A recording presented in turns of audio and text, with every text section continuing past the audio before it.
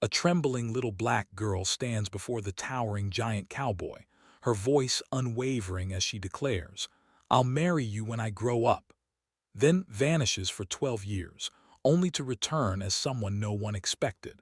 The frontier town erupts in cruel laughter, dismissing the child's bold promise as foolish fantasy. They expect her to disappear into obscurity, forgotten like dust in the wind. But the gentle giant cowboy watches her departure with unexpected longing, carrying her memory through lonely years as the town's protector.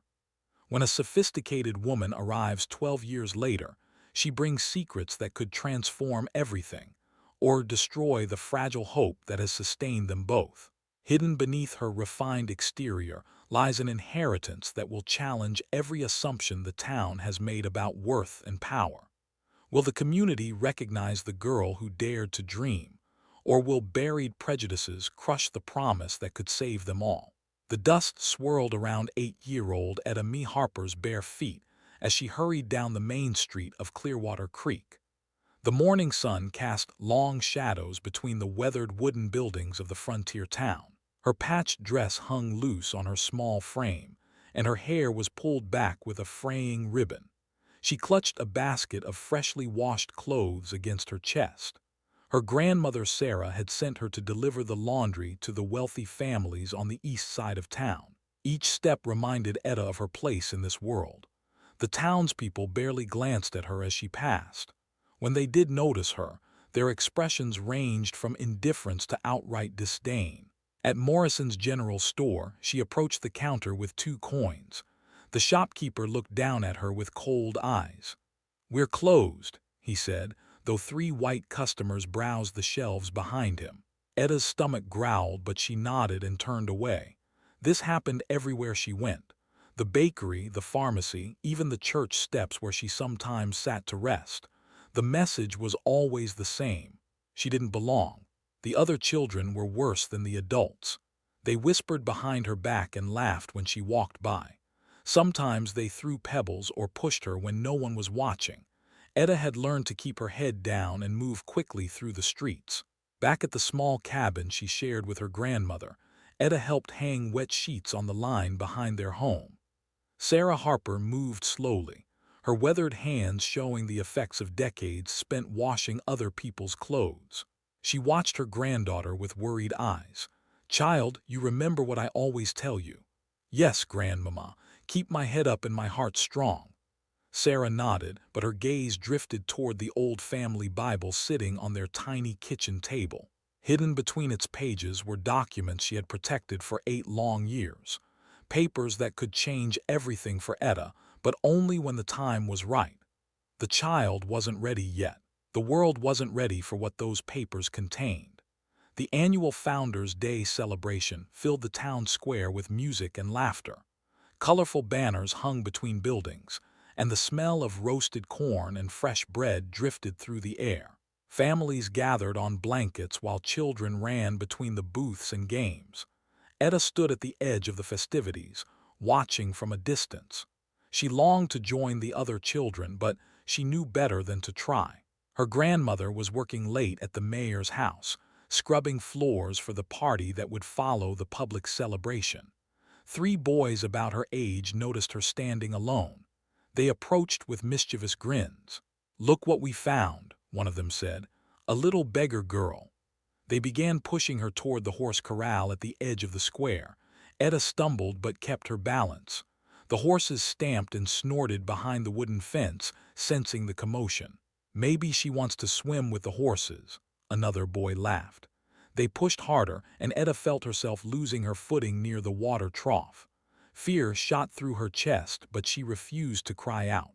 She had learned that showing fear only made things worse. A shadow fell across the group. The boys looked up and immediately stepped back. Etta turned to see the largest man she had ever encountered. Jedediah Coulter stood 6 feet and 8 inches tall, with broad shoulders and kind eyes that seemed to see everything. His reputation as the gentlest soul in Clearwater Creek was matched only by stories of his strength. "Boys," Jed said quietly, "I think your mothers are looking for you." The children scattered without another word. Jed knelt down to Etta's level, his massive frame somehow making her feel safer rather than afraid. "You hurt, little one?" Etta shook her head. She studied his face, noting the way his eyes crinkled at the corners when he smiled. Something about this man was different from everyone else in town. He looked at her like she mattered. "Thank you," she whispered. Jed stood and brushed the dust from his hat. He started to walk away, but Etta's voice stopped him. "I'll marry you when I grow up." The words rang out clear and strong across the square. Conversation stopped. Heads turned. The entire celebration seemed to freeze for a moment before erupting into laughter. Adults pointed and shook their heads at the absurdity. Children giggled and repeated her words in mocking tones. Jed turned back to face her. His expression was unreadable, but there was something gentle in his eyes. He reached out and patted her head softly. "We'll see, little one." Sarah Harper appeared at Etta's side, having heard the commotion from across the square. She took her granddaughter's hand and led her away from the laughing crowd. As they walked home, Sarah's grip on the child's hand was firm but reassuring. That night, Sarah sat by lamplight reading her Bible.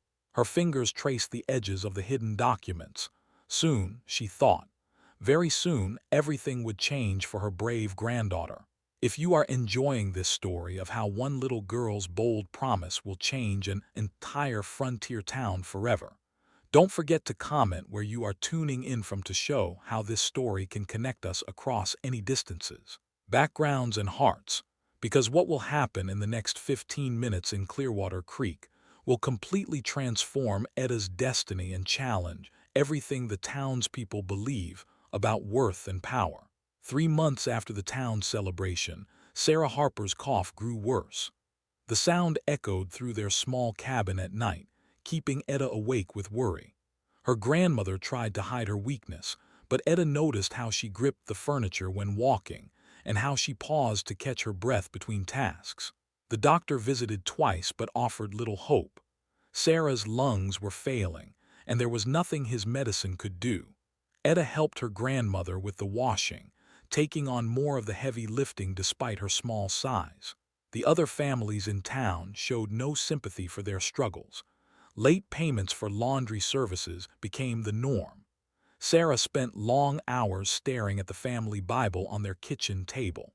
Her weathered fingers would trace its worn leather cover, and sometimes Etta caught her whispering prayers over the old book. There was something important about that Bible, but Etta had never been allowed to look inside it without permission. One evening, as autumn winds rattled their windows, Sarah called Etta to her bedside. The older woman's breathing was labored, and her eyes held an urgency that frightened the child. "Come here, sweet girl. Grandmama needs to tell you something important." Etta climbed onto the bed and took her grandmother's frail hand. Sarah's skin felt paper-thin and cold.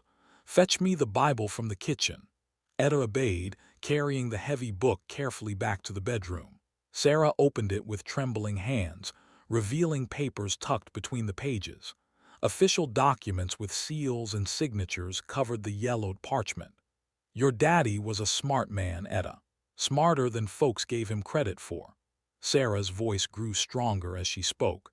"He had a gift for seeing things others missed, patterns in the land, signs that told him where to find valuable things buried deep in the earth." She pulled out a deed and pointed to the formal writing. "Before he died, your daddy bought land back east, lots of it. The lawyers said it was worthless, but your daddy knew better." Etta stared at the papers without understanding. The words were too complex for her 8-year-old mind to grasp fully. "They found copper on that land, child. Lots of copper, more than anyone expected." Sarah gripped Etta's hands tighter. "You own it all. The mine, the land, everything. $50,000 in mining rights that could be worth much more." The numbers meant nothing to Etta, but she could see the importance in her grandmother's eyes. "Why didn't you tell me before?" "Because you weren't ready. Because this world ain't kind to little girls like you with big dreams and bigger inheritances." Sarah coughed violently before continuing. "I've been protecting these papers, waiting for the right time. That time is now." Sarah explained how Etta's father had possessed an unusual memory. He could look at land formations and remember exactly what he had seen months or years later. This gift helped him identify geological patterns that indicated valuable mineral deposits. The same ability lived in Etta, though she was too young to understand its power. You remember everything you see, don't you, child? Every face, every place, every detail. Etta nodded. She had always assumed everyone remembered things the way she did. Her grandmother smiled despite her pain. That's your daddy's gift. It's what made him special, and it's what will make you special too. 2 days later, a stranger arrived in Clearwater Creek. Cornelius Blackwood stepped off the afternoon stagecoach wearing an expensive suit and carrying a leather briefcase. His pale eyes scanned the dusty street with obvious disdain. Word spread quickly through town about the fancy lawyer from Boston asking questions about the Harper family. Blackwood found their cabin easily enough. Sarah was too weak to leave her bed, so Etta answered his knock at the door. The man looked down at her with a practiced smile that never reached his eyes. "You must be Etta Mee Harper. I've come a very long way to meet you." He showed her official papers that matched the ones hidden in the Bible. Sarah had sent word to the lawyers back east about her declining health. It was time for Etta to claim her inheritance, but she would need to travel to Boston for her education and to properly manage her newfound wealth. "The arrangements have all been made," Blackwood explained to Sarah. "The child will receive the finest education money can buy. She'll learn business, literature, mathematics, everything she needs to handle her father's legacy." Sarah studied the man carefully. Something about his eagerness bothered her, but the documents appeared legitimate. She was dying, and Etta needed protection that only money and education could provide. "You'll take good care of her." "Naturally. She'll want for nothing." What Sarah couldn't see was the calculation behind Blackwood's pale eyes. He had been managing the trust fund for 8 years, skimming money and covering his tracks. He expected Etta to remain a controllable child who would never question his management of her inheritance. The longer she stayed away from the legal details, the more he could steal. Within a week, arrangements were complete. A fine carriage waited outside the Harper cabin, loaded with Etta's few possessions. The townspeople gathered to watch the spectacle of the poor washwoman's granddaughter leaving in luxury. Sarah held Etta close one final time. Her granddaughter had memorized every word of their conversations about the inheritance, every detail about her father's gift, and every feature of Blackwood's face. The child's remarkable memory had already begun cataloging information that would prove valuable years later. "Remember who you are," Sarah whispered. "Remember where you come from, and remember the promise you made." Etta climbed into the carriage beside Blackwood. Through the window, she saw Jed Coulter standing apart from the crowd. His eyes met hers for a moment, and she saw something that looked like regret. Then the carriage rolled away, carrying her toward a future none of them could imagine. The townspeople watched until the dust settled, already forgetting the little girl who had dared to dream of marrying the giant cowboy. 12 years transformed Etta Mee Harper from a frightened child into a formidable woman. Boston's finest finishing schools had refined her speech and manners, but her sharp mind remained unchanged. At 20, she moved through high society with grace while secretly studying every detail of her business affairs. The elegant brownstone mansion Blackwood had purchased for her education served as the perfect cover for his schemes. He presented himself as her devoted guardian, managing her inheritance with careful attention. What he didn't realize was that Etta's photographic memory had been working against him from the beginning. She remembered every financial document he had shown her over the years, every contract signature, every explanation about market fluctuations and necessary expenses. Her father's gift allowed her to catalog discrepancies that would have escaped most trained accountants. During her 3rd year in Boston, Etta began requesting copies of all financial records. Blackwood deflected her questions with patronizing smiles and assurances that such matters were too complex for her feminine mind to grasp. His mistake was underestimating the quiet intensity behind her polite demeanor. Etta enrolled in business courses at a women's college, claiming she wanted to understand literature and philosophy. Instead, she studied contract law, accounting principles, and investment strategies. Her instructors were amazed by her ability to memorize entire textbooks after reading them once. She absorbed legal precedents and financial regulations with the same precision her father had used to identify mineral deposits. By her 18th birthday, Etta had secretly compiled evidence of Blackwood's embezzlement. He had been skimming funds from her trust for over a decade, assuming she would never develop the knowledge to challenge his authority. Her inheritance had grown substantially through the copper mine's productivity, making his thefts even more significant. The revelation came during a routine meeting in Blackwood's office. He was explaining why her quarterly allowance needed to be reduced due to market conditions. Etta listened politely, then began reciting exact figures from documents he had shown her 3 years earlier. The copper mine produced $43,000 in revenue last quarter, she said calmly. The operational costs you listed don't match the expenses from the previous year's reports. In fact, they don't match any legitimate business expenditure I can identify. Blackwood's confident expression faltered. Etta continued speaking, citing numbers and dates with mechanical precision. She had memorized every fraudulent transaction, every forged signature, every lie he had told her since their first meeting. You've stolen approximately $38,000 from my trust over the past 5 years, she concluded. Would you like to explain where that money has gone? The lawyer's composure cracked entirely. He began making excuses about administrative costs and legal fees, but Etta's relentless memory had already exposed every contradiction in his story. She had spent months quietly investigating his other clients through social connections in Boston society.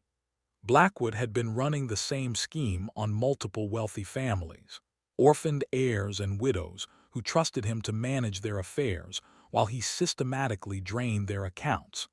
Etta's case was simply the largest and most profitable of his criminal enterprises. She also discovered that several prominent Boston families had begun questioning their own missing funds. Blackwood was facing pressure from multiple directions, and Etta's inheritance had become his primary source of emergency money to cover other thefts.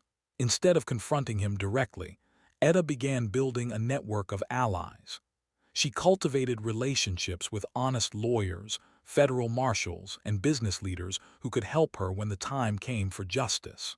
Her natural charm and obvious intelligence opened doors that would have remained closed to someone of her background in most circumstances. The final piece of her strategy involved gathering physical evidence of Blackwood's crimes. She used her access to his office and files to document his fraudulent activities across all his clients. Her photographic memory allowed her to spot patterns and connections that linked his various schemes together. During the winter of her 19th year, Etta made a decision that surprised even herself. She would return to Clearwater Creek. The sophisticated woman she had become needed to reconnect with the brave child who had made an impossible promise to a gentle giant. Blackwood initially resisted her plan to visit her childhood home, claiming that such a journey would be inappropriate for a refined Boston lady. Etta insisted with quiet determination that left no room for argument. She needed to see where her story began before she could decide how it would end. The lawyer's desperation grew more obvious as other wealthy families began demanding audits of their accounts. He started pressuring Etta to sign documents that would give him expanded control over her inheritance. She refused each request while secretly preparing for the confrontation she knew was coming. Her final months in Boston were spent in careful preparation. Etta arranged for secure transportation of evidence to federal authorities. She established communication with law enforcement officials who specialized in financial crimes. Most importantly, she prepared herself mentally for the challenge of returning to a place where she had been dismissed and forgotten. The night before her departure, Etta stood in her elegant bedroom and carefully packed items that represented both her past and her transformation. Her grandmother's Bible went into the traveling case alongside legal documents that would expose Blackwood's crimes. The patched dress she had worn as a child was folded next to silk gowns worth more than most families earned in a year. Blackwood made one final attempt to stop her journey, claiming urgent business matters required her attention in Boston. Etta's response was polite but final. She was returning to Clearwater Creek with or without his approval. The stagecoach that carried her west looked identical to the carriage that had brought her to Boston 12 years earlier. But the frightened child who had left was now a determined woman carrying the power to transform everything she touched. The stagecoach rolled into Clearwater Creek on a dusty afternoon in late spring. Etta Mee Harper stepped down wearing a traveling dress that cost more than most townspeople earned in 6 months. Her posture spoke of confidence and education, while her dark eyes surveyed the familiar streets with careful attention. 12 years had brought changes to the frontier town. New buildings lined the main street, and the population had nearly doubled. But the social dynamics remained unchanged. Etta watched white families move freely between shops while others were served reluctantly or turned away entirely. She registered at the town's only hotel under her full name. The desk clerk looked at her with obvious suspicion, taking her money while making it clear that refined appearances didn't change certain realities in Clearwater Creek. Etta accepted his hostility with practiced grace, having learned to navigate prejudice with dignity rather than confrontation. From her hotel window, she could see the town square where she had made her bold promise years ago. The memory felt both distant and immediate, like looking at someone else's life through perfectly clear glass. The frightened child who had declared her intention to marry the giant cowboy seemed like a character from a storybook. Jed Coulter still lived in the same small house on the edge of town. At 38, his reputation as the community's protector had only grown stronger. He settled disputes, helped struggling families, and maintained peace through quiet authority rather than violence. But those who knew him well recognized the loneliness that shadowed his kind eyes. He had never married. Several respectable women had shown interest over the years, but Jed had politely declined their advances. When pressed by friends about his solitary life, he would change the subject or find pressing work that required his immediate attention.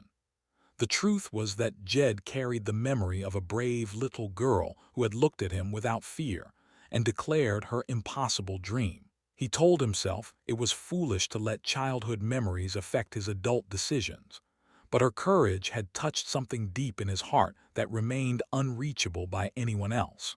Etta spent her first days in town observing from a distance. She visited the general store where she had once been turned away and noted that the same prejudices still governed daily interactions. The bakery still served some customers while ignoring others. The church still had unspoken seating arrangements that reflected social hierarchies, but she also saw opportunities for change. The town was prospering from increased trade and settlement, creating demand for services and investments that could benefit everyone. Etta's trained eye identified businesses that needed capital, infrastructure that required improvement, and social problems that money could help solve. She began making small, anonymous contributions to struggling families. A widow's rent would mysteriously be paid in advance. A family's medical bills would disappear overnight. Children who had been denied schooling would find their fees covered by unknown benefactors. These acts of generosity puzzled the townspeople, who couldn't identify the source of the unexpected aid. Some suspected wealthy Eastern investors were considering projects in Clearwater Creek. Others believed the anonymous helper was someone with connections to powerful interests outside their community. Etta's careful anonymity served multiple purposes. She wanted to help people who needed assistance, but she also wanted to study how the community responded to change. Her philanthropic experiments revealed both the potential for progress and the resistance she would face when her identity became known. During her second week in town, Etta finally encountered Jed directly. She was leaving the telegraph office when she saw him helping an elderly man repair a broken wagon wheel. The years had added lines around his eyes and gray threads to his hair, but his gentle strength remained unchanged. Jed looked up from his work and their eyes met across the dusty street. For a moment, neither moved. Recognition flickered in his expression, followed immediately by confusion and disbelief. The elegant woman watching him bore no resemblance to the poor child he remembered, yet something in her gaze seemed familiar. That evening, Etta waited near the old oak tree behind the church where she used to sit and dream about her future. She knew Jed often walked this path after finishing his daily responsibilities. Her heart raced as she heard his footsteps approaching through the darkness. "Excuse me, ma'am," he said quietly. "Are you lost?" Etta stepped into the moonlight, allowing him to see her face clearly. When she spoke, her voice carried the same unwavering certainty it had possessed 12 years earlier. "Hello, Jed. I told you I'd marry you when I grew up." The recognition hit him like a physical blow. The sophisticated woman standing before him was unmistakably the brave child who had captured his heart years ago. But the transformation was so complete that he struggled to reconcile his memories with the reality before his eyes. "Etta me, how is this possible?" She explained about her inheritance, her education, and her decision to return to Clearwater Creek. Jed listened in amazement as the poor washwoman's granddaughter revealed herself to be an educated heiress with the power to transform their community. "Why did you come back?" he asked. "Because this is where I belong, because I made a promise, and because there are things that need to change." Etta swore him to secrecy about her true identity and wealth. She needed time to implement her plans before the community learned who she really was. Jed agreed, though he struggled to understand why she wanted to hide advantages that could make her life easier. Their conversation lasted until dawn, bridging 12 years of separation with shared memories and new possibilities. When they finally parted, both carried the weight of secrets that would soon reshape everything they had ever known about love, justice, and the power of keeping impossible promises. Etta continued her anonymous good works throughout the following weeks, but her presence was stirring unease in certain circles. The town's established families began whispering about the mysterious woman who seemed to have unlimited resources and questionable motives for helping the wrong sort of people. Mayor Harrison called a town meeting to discuss what he termed outside influences that were disrupting the natural order of their community. He spoke carefully, avoiding direct accusations while making it clear that some residents were concerned about changes they couldn't understand or control. "We've built a good town here," he announced to the gathered crowd. "We know our neighbors, we understand our place, and we maintain the peace through mutual respect for how things have always been done." Several prominent citizens nodded in agreement. The banker, the general store owner, and the largest ranch owner had noticed shifts in their workers' attitudes. People who had always accepted their circumstances without complaint were beginning to ask questions about wages and working conditions. Etta sat in the back of the meeting hall, observing how power operated in Clearwater Creek. The same families who had dismissed her as a child now controlled the town's economic and social structures. They viewed her charitable works as threats to their authority rather than improvements to the community. After the meeting, she overheard conversations that revealed the depth of resistance she would face. These people weren't just protecting their financial interests. They were defending a worldview that required certain individuals to remain powerless for the system to function as they preferred.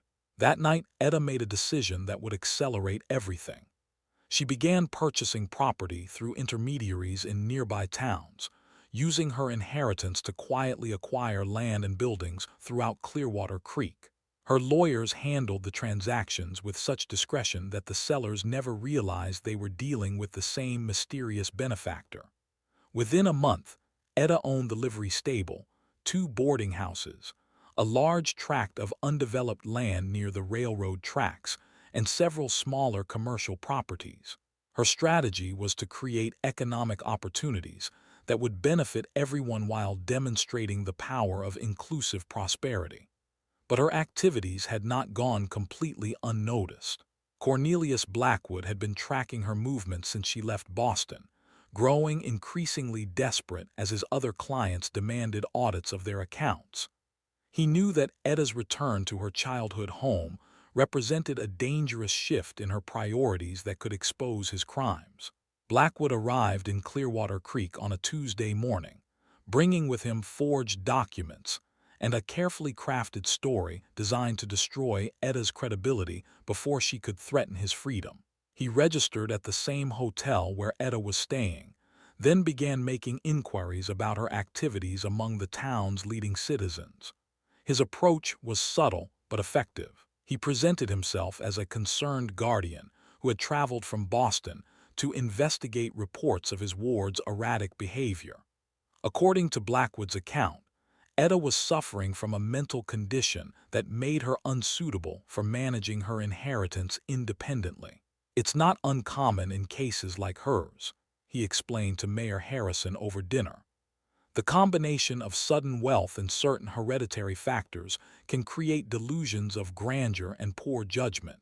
I've seen it before in families with similar backgrounds." Blackwood showed carefully forged medical documents that supported his claims about Etta's mental state. He also produced legal papers suggesting that her spending in Clearwater Creek was unauthorized and potentially criminal.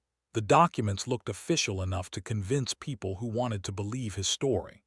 The mayor and other town leaders found Blackwood's explanation satisfying because it confirmed their existing prejudices. They had never been comfortable with a woman of Etta's background wielding financial power in their community. The lawyer's story provided them with a respectable reason to oppose her activities. Word spread quickly through the town's gossip networks. By evening, most residents had heard some version of the story about the disturbed woman who had been deceiving them with stolen money. The same people who had benefited from her anonymous charity began questioning whether they had been unwittingly participating in criminal activities. Etta learned about Blackwood's arrival from Jed, who had heard the rumors and immediately recognized the danger she faced. The community's attitude toward her had shifted dramatically in a single day. People who had been politely distant were now openly hostile. "He's telling everyone you're mentally unfit to handle your inheritance," Jed warned her during a hurried meeting behind the church. "He has documents that look official. Most people are believing his story." Etta's response surprised him with its calmness.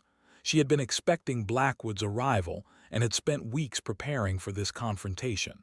Her photographic memory contained every detail of his criminal activities, and her network of allies in Boston had been gathering additional evidence of his schemes. "Let him tell his story," she said quietly. "Tomorrow, I'll tell mine." That night, Etta reviewed the evidence she had compiled against Blackwood.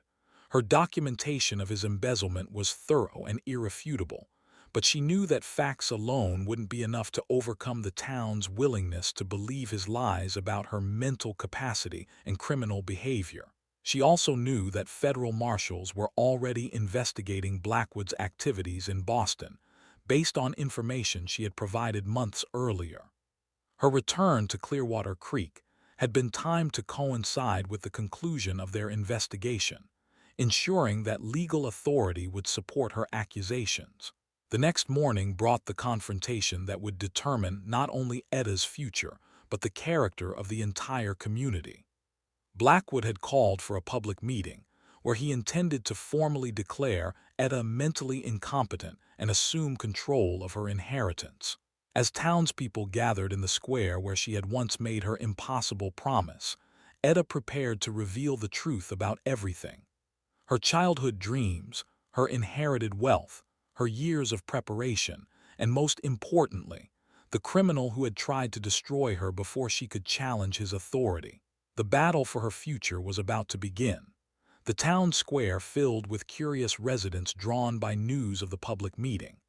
Blackwood stood on the courthouse steps wearing his finest suit, projecting an image of professional authority that impressed the gathered crowd. His forged documents were organized in a leather portfolio, and his expression conveyed appropriate concern for his allegedly unstable ward. Etta arrived precisely at noon, walking through the crowd with quiet dignity. She carried a simple canvas bag that contained 12 years of carefully preserved evidence.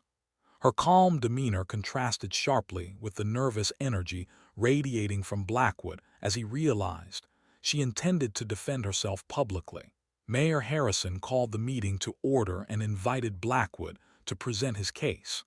The lawyer spoke eloquently about his legal obligations as Etta's guardian and his deep concern for her welfare. He described her unauthorized spending in Clearwater Creek as evidence of mental deterioration that required immediate intervention. Miss Harper has been living under delusions about her financial status and legal authority, Blackwood announced to the crowd. The documents I have here prove that she is legally incompetent to manage her affairs independently. He displayed the forged medical certificates and fraudulent legal papers with practiced showmanship. Several townspeople nodded in agreement, finding his explanation more comfortable than accepting that a woman of Etta's background could possess legitimate wealth and authority. When Blackwood finished his presentation, Mayor Harrison asked if Etta had anything to say in her defense. She stepped forward, opened her canvas bag, and began pulling out documents that made Blackwood's confident expression falter immediately. "Mr. Blackwood is correct about one thing," Etta said clearly. "There has been criminal activity involving my inheritance. However, he's the one who committed the crimes." She began reciting dates, amounts, and transaction details with mechanical precision. Her photographic memory allowed her to cite specific examples of Blackwood's embezzlement, spanning nearly a decade. Each accusation was supported by documentary evidence that she displayed for the crowd to examine. "On March 15, 1876, you withdrew $800 from my trust account claiming legal fees for property maintenance. The actual legal fees were $63. Where did the remaining money go?" Blackwood tried to interrupt with explanations about administrative costs and market fluctuations, but Etta continued methodically exposing each fraudulent transaction. Her relentless recitation of facts created a damning pattern that became impossible to dismiss or explain away. The crowd's mood began shifting as they realized they were witnessing something extraordinary. This woman possessed detailed knowledge of complex financial matters that contradicted everything Blackwood had told them about her mental capacity. Her accusations were specific, documented, and delivered with unshakable confidence. Etta then revealed evidence of Blackwood's crimes against other clients in Boston. She named prominent families who had discovered missing funds and identified patterns linking their losses to his fraudulent management practices. Her network of allies had provided sworn statements from other victims who had suffered similar thefts. "The federal marshals in Boston have been investigating Mr. Blackwood's activities for 6 months," she announced. "They're particularly interested in his forgery of legal documents and his theft of funds belonging to multiple clients." As if summoned by her words, 2 federal marshals rode into the square. They had been waiting at the edge of town for Etta's signal, ready to make arrests based on evidence she had been providing to authorities for months. Their timing was perfect, lending official weight to her accusations just when Blackwood was beginning to recover his composure. Marshal Thompson stepped forward and addressed the crowd directly. "Cornelius Blackwood, you're under arrest for embezzlement, fraud, and forgery. We have warrants issued by federal courts in Massachusetts based on evidence provided by Miss Harper and other victims of your crimes." The arrest transformed everything. Townspeople who had been prepared to dismiss Etta as mentally unfit suddenly found themselves witnesses to the capture of a sophisticated criminal who had nearly succeeded in stealing her inheritance. Blackwood's carefully constructed lies collapsed under the weight of federal authority and documented proof. But Etta wasn't finished with her revelations. She turned to address the crowd directly, explaining her true identity and her reasons for returning to Clearwater Creek. She spoke about her inheritance, her education, and her desire to use her resources to benefit the entire community. 12 years ago, I made a promise in this same square, she said, looking directly at Jed. I told a kind man that I would marry him when I grew up. Today, I'm ready to keep that promise if he'll have me. Jed stepped forward from the crowd, his face showing amazement and deep emotion. The gentle giant who had protected a frightened child was now being offered a partnership with the remarkable woman she had become. His answer came without hesitation. I've been waiting 12 years to hear those words again. Their embrace in the center of the square symbolized more than personal happiness. It represented the possibility of change, the power of keeping promises, and the triumph of dignity over prejudice. The townspeople watched in stunned silence as their assumptions about worth, capability, and social order were fundamentally challenged. In the weeks that followed, Etta revealed her property purchases and outlined her vision for Clearwater Creek's future. She proposed investments in schools, businesses, and infrastructure that would create opportunities for everyone regardless of background. Her approach emphasized economic growth and social progress rather than charity or revenge. The wedding took place 2 months later in the same town square where everything had begun. The entire community attended, including families who had once dismissed Etta as a foolish child with impossible dreams. The celebration marked not just the union of two people who had found their way back to each other, but the transformation of a community that had learned to see beyond its own prejudices. Etta Mee Harper had kept her promise, and in doing so had changed everything.